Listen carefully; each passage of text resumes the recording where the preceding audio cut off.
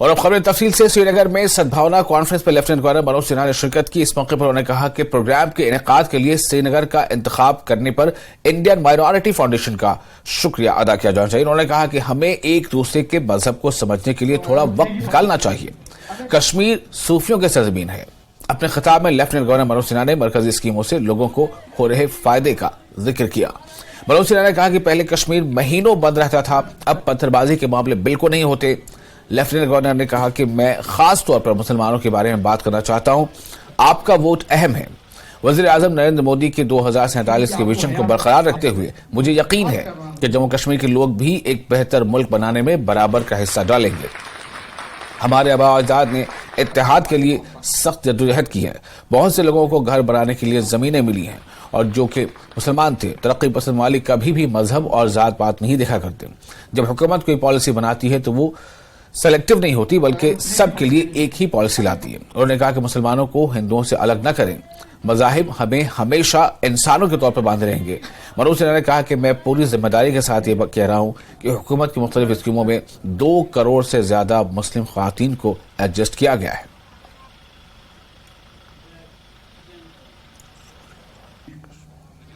तेरी आबो हया में वो दरख्वास्त कर रहा हूं।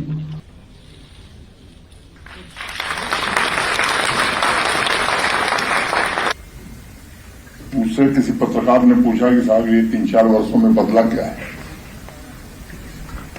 मैंने कहा कि भाई 2-3 बातें तो मैं सीधे तौर पर देख रहा हूं जो बदल हमें दिखाई पड़ रही है, जो आम आदमी महसूस करता है। तो उन्होंने कहा कि क्या आप देख रहे हैं।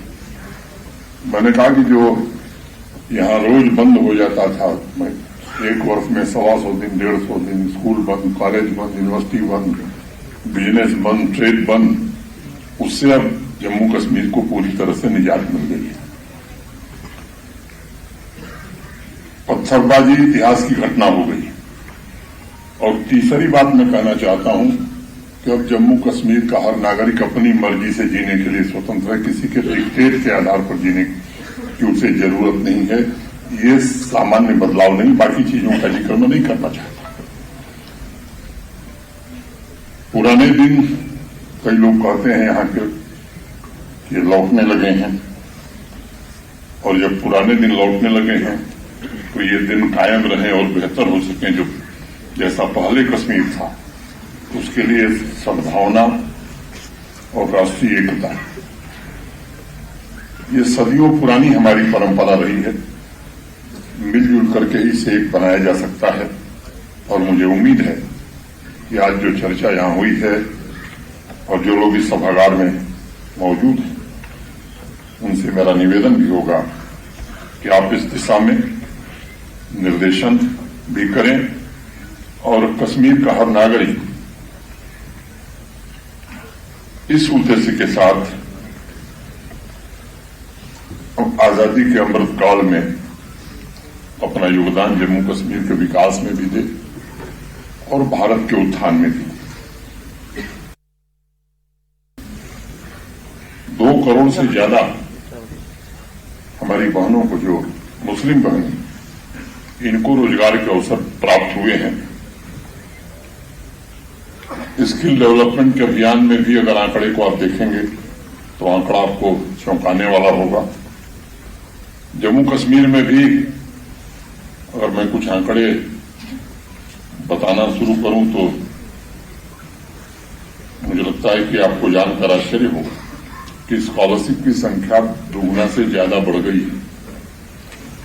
मुद्रा योजना के लाभार्थियों की संख्या 5 गुने से ज्यादा बढ़ गई है।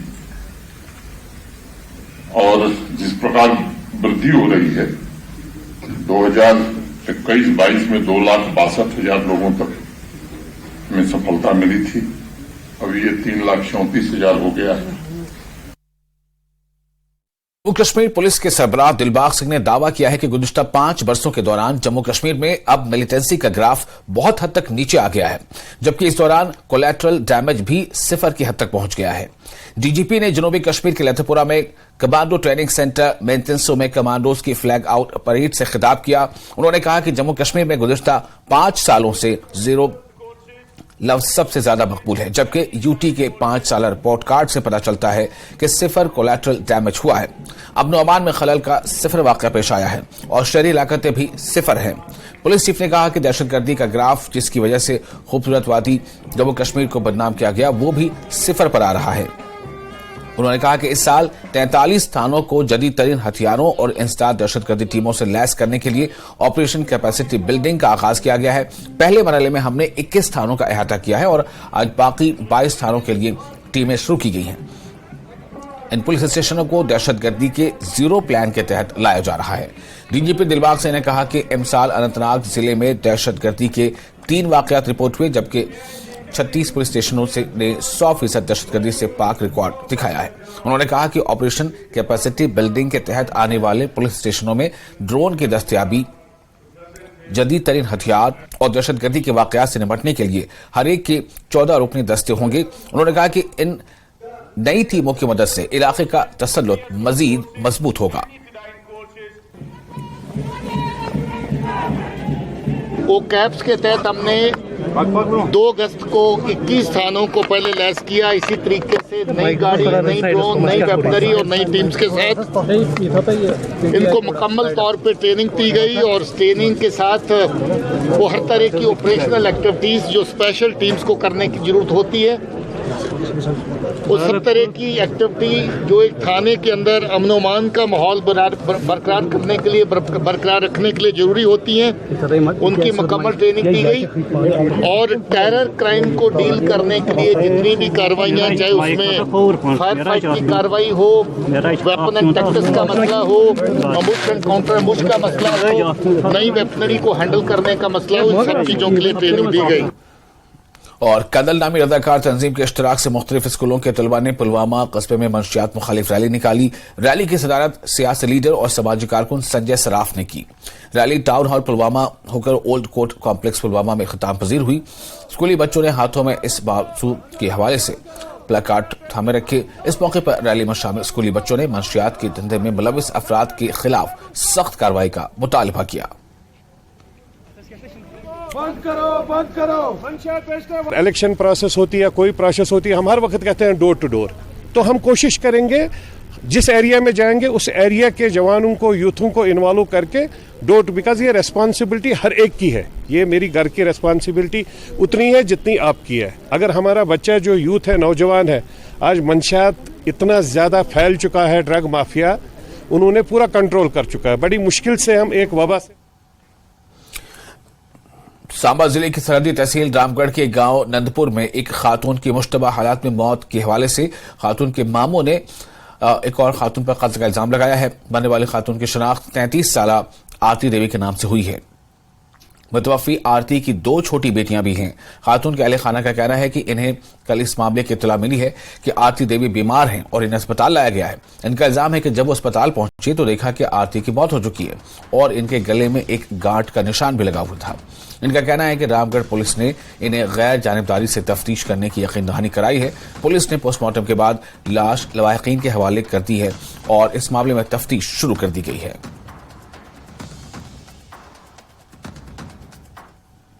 जैसे मैं इधर हॉस्पिटल में पहुंचा तो आगे मैंने इसको देखा तो आगे जे डेथ थी, ठीक है। और 2023 19 जून को इसके ऊपर हमला हुआ था पहले, जो कि घर से गोल्डन चोरी हुआ और कुछ थोड़ी कैश थी वो ले गए।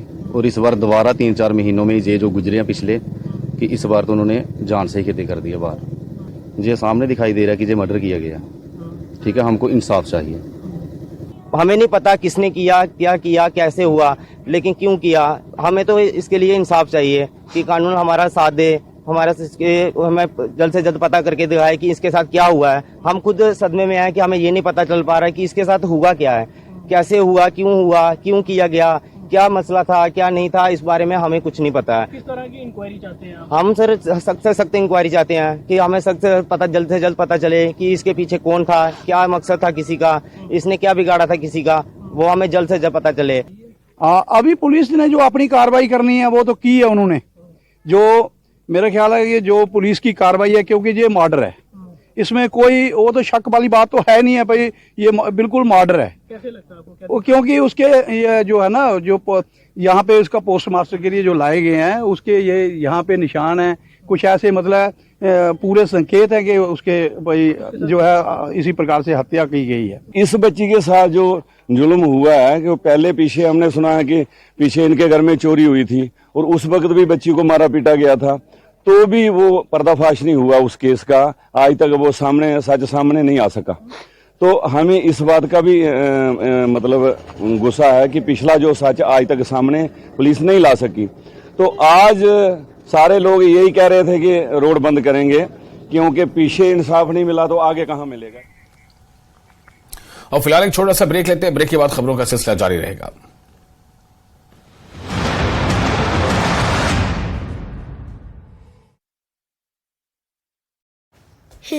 में मुद्रा परिषद की 105वीं कॉन्फ्रेंस और एग्जीबिशन का आयोजन। देश भर से आए 40 शोधार्थियों ने ऐतिहासिक मुद्राओं पर अपने शोध पत्र रखे। आगे 2 दिनों तक कार्यक्रम में मुद्राओं के पीछे के तथ्य और इसके इतिहास पर चर्चा होगी।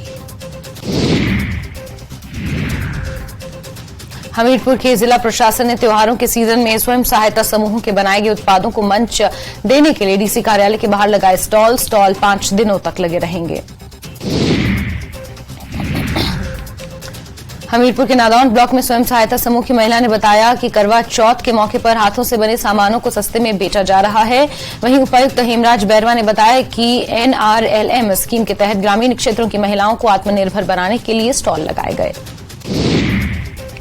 सोलन में कांग्रेस पार्टी की महिला कार्यकर्ता सावित्री संख्यान और वरिष्ठ कार्यकर्ता जय किशन ठाकुर के आकस्मिक निधन पर पार्टी के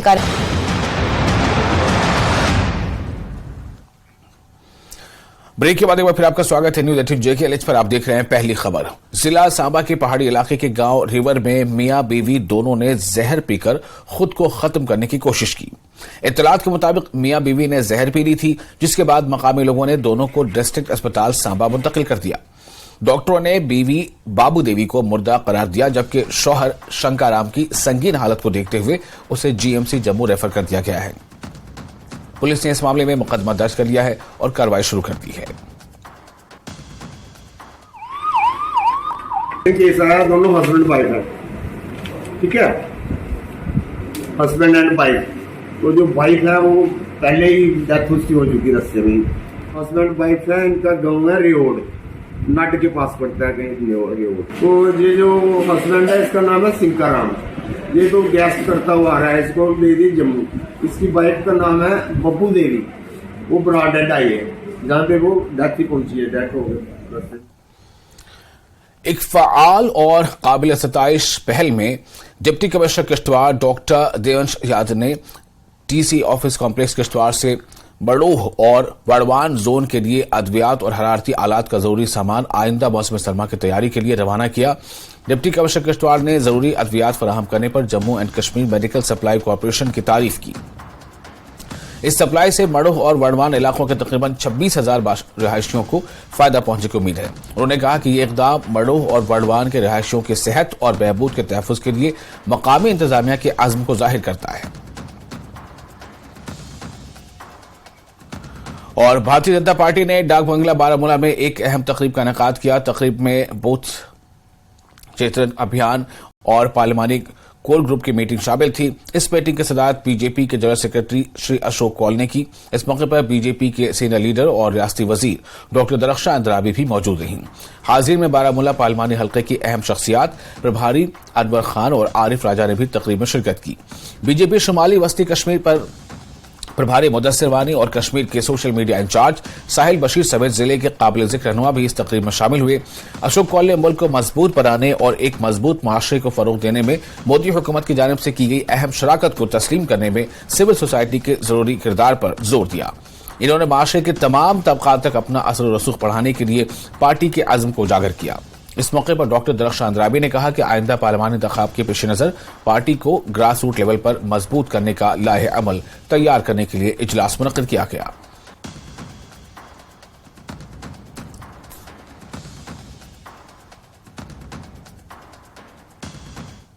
आज हमारे यहाँ पे नॉर्थ में पार्लियामेंट्री कॉन्स्टिट्यूएंसी की मीटिंग थी, जिसमें श्री अशोक कौल जी हमारे जनरल सेक्रेटरी ऑर्गेनाइजेशन मौजूद रहे और हमारी कोर कमेटी सारी जो डिस्ट्रिक्ट की हैं और सारे विस्तारक और हमारे कॉन्स्टिट्यूंसी प्रेसिडेंट्स और डिस्ट्रिक्ट प्रेसिडेंट्स मौजूद रहे। इसमें क्योंकि पार्लियामेंट इलेक्शन आने वाला है, उसकी तैयारियां हो रही हैं और किस तरह आप जानते हैं कि हमारी पार्टी कैडर बेस्ड पार्टी है। हम अपने कार्यकर्ता को 24/7 तैयार रखते हैं। भले ही कोई भी काम हमसे कहा जाए, हमारे कार्यकर्ता से हमसे कहा जाए, हमें तैयार रहना पड़ता है।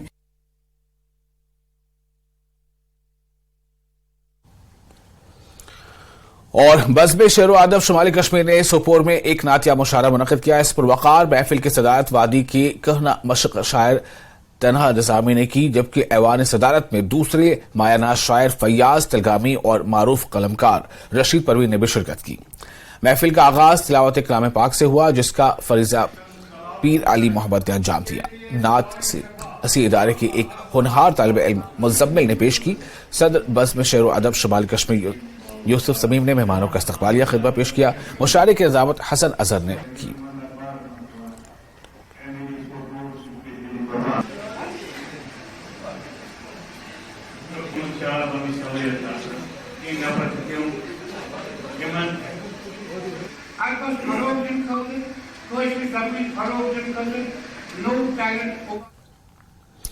और बिम्बर गली मेंढा में राब्ता सड़क की तजदीद और मरम्मत का काम इंतहाई सुस्त रफ्तारी से चल रहा है।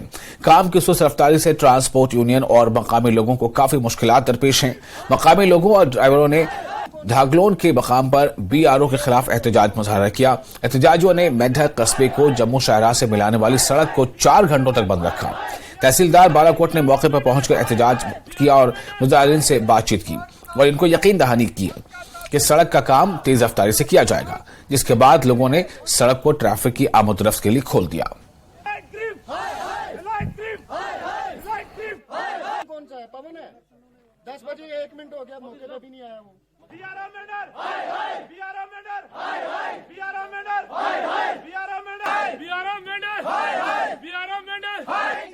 यहाँ पर एक शहीद जो है हमारे मेंढर बाबू राम जी, जिन्होंने देश के लिए अपनी श्रीनगर में जान दी, जो वीर चक्र थे, और वो उनके शहीद के नाम पर ये रोड जो है आप जो है ये सैंक्शन की है कि ये शहीद बाबू राम जी के नाम पर ये रोड जो है ये हमारी बीजू टू मेंढर जो है चल रही है बुल्लोई रोड। और मैं शर्म से, ये इनको शर्म होनी चाहिए कि यहाँ पर जो है एक शहीद के नाम पर जो है ये लोग एक उनके नाम पे दबा लगा रहे हैं। ये बड़ी शर्म की बात है। हम आपके माध्यम से यही कहना चाहते हैं कि LG इंतजामिया और DC पुंछ यासीन चौधरी साहब से और मेंढर SDM साहब से हम यही रिक्वेस्ट करना चाहते हैं और हम उम्मीद करते हैं कि हमारी बात जो है ये इस बात पे जरूर जो है एक्शन होगा। DC पुंछ से SDM मेंढर से ये इल्तिजा करते हैं कि जल्द इन लोगों का एक्शन लिया जाए और हमें ये धमकाया जा रहा है कि आपके FIR होगी। हम हिंदुस्तानी हैं, हम यहाँ के हिंदुस्तान के शहरी हैं, हम तहसील बालाकोट के रहने वाले हैं, हमें क्या कोई डराएगा, हम यहाँ के रहने वाले हैं और हम अपने हक के लिए हम पुरजोर आवाज़ उठाते हैं कि हमारी आवाज़ जो है LG तक पहुँच जाए और ख़ासकर गिरफ्त डिपार्टमेंट वालों को, ताकि वो फौरी आकर यहाँ इस रोड का काम शुरू करें। बडगाम से कोर्ट कॉम्प्लेक्स को जिला सदर मकाम से मुंतकिल करने के मामले पर जहां सिविल सोसाइटी इसके खिलाफ है, वहीं बार एसोसिएशन बडगाम इस फैसले के हक में है। बार एसोसिएशन बडगाम गैर मुअय्यना मुद्दत की हड़ताल पर है। इस दौरान इन्होंने कहा कि एचगाम बडगाम में जो अराजी मुख्तस की गई है वो इनके लिए माकूल है। इन्होंने एक मरतबा फिर जिला इंतजामिया पर निशाना साधते हुए कहा कि वो इसमें रुकावटें पैदा कर रहा है। वाज़ेह है कि सिविल सोसाइटी बडगाम का मुतालबा है कि जिला सदर मकाम में ही जगह को मुख्तस किया जाए और कोर्ट कॉम्प्लेक्स तामीर किया जाए।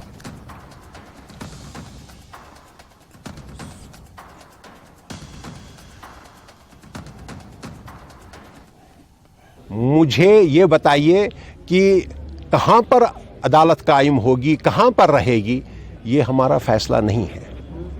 ये फैसला ऑनरेबल हाई कोर्ट का है कि हमें अदालत के लिए जगह यचगाम में चाहिए।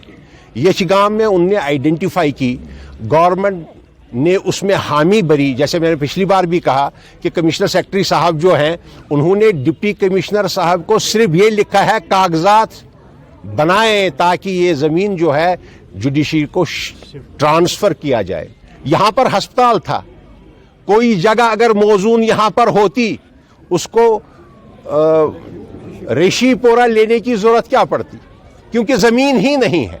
वकला साहिबान जो प्रैक्टिस करते हैं, जिनकी तादाद मैंने कही कि 170 है, उनके लिए चैम्बर्स होने चाहिए।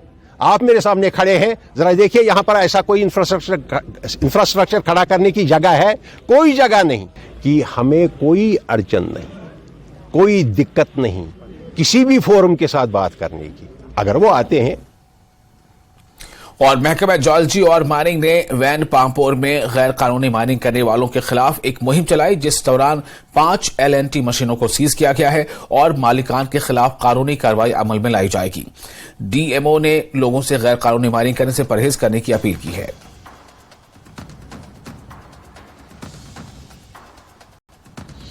यहाँ पे भी कंप्लेंट्स थी इलीगल एक्सट्रैक्शन के बारे में, तो इसका कॉग्निजेंस लेते हुए हमने यहाँ पे अभी ऑपरेशन जारी है। तकरीबन अभी तक हमने 5 मशीन्स को अप्रहेंड किया है और ये अभी ऑपरेशन जारी। टाइम एंड अगेन आपकी मीडियम से भी और डिफरेंट जो हम प्लेटफॉर्म्स यूज़ करके लोगों को भी बताते हैं कि ये जो काम है ये वो बिल्कुल नहीं करें, लीगल एक्सट्रैक्शन या ट्रांसपोर्टेशन का। मैंने आपको पहले भी बताया हुआ है, यहाँ पे लीगल सोर्सेज भी अभी हैं, सैंड के हैं, नाला बाजरी, नाला मक, मिट्टी वगैरह सबका है।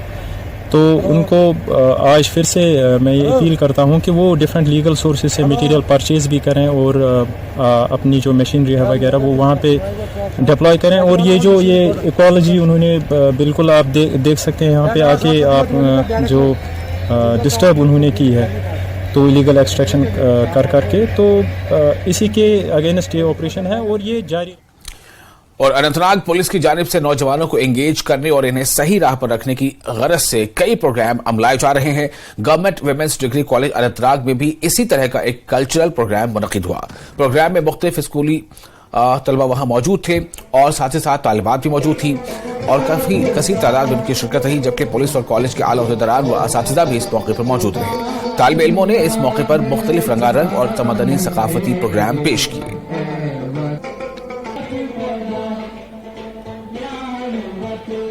एंटी ड्रग जो है सेमिनार्स ऑर्गेनाइज करने जा रहे हैं डिफरेंट स्कूल्स में, ताकि जो हमारे जो नशा की जो लगा है अपने इसमें काफ़ी इसमें जवान मुलविस हुए हैं, उनको दूर रखने के लिए, उनको अपने इसमें अपना जो उनका रोजगार अपनी पढ़ाई के साथ वो दिलचस्पी रखे, उनमें उसको वापस लाने के लिए हम सारी वो जो एक्टिविटीज़ कर रहे हैं, स्पोर्ट्स एक्टिविटीज़ कर रहे हैं, जो सेमिनार्स करेंगे, डिबेट्स कर रहे हैं। जो हम चाहते हैं कि जो अपना काम हमारा पुलिस का है तो उसके साथ साथ हट के भी हम ये सोसाइटी को अपना योगदान दें। मैं जम्मू कश्मीर पुलिस से उनको थैंक यू कहना चाहता हूँ कि उन्होंने ये प्रोग्राम किया हमारे लिए। हमें भी मौका मिलता है, बार बार मौका भी नहीं मिलता है इन स्टेजों पे आने के लिए, तो मैं शुक्रिया अदा करता हूँ उनका, हमें मौका मिला। और इसके साथ ही इस बुलेटिन में फिलहाल इतना ही, लेकिन न्यूज़ 18 JKLH पर लगातार बड़ी और अहम खबरों का सिलसिला जारी रहेगा।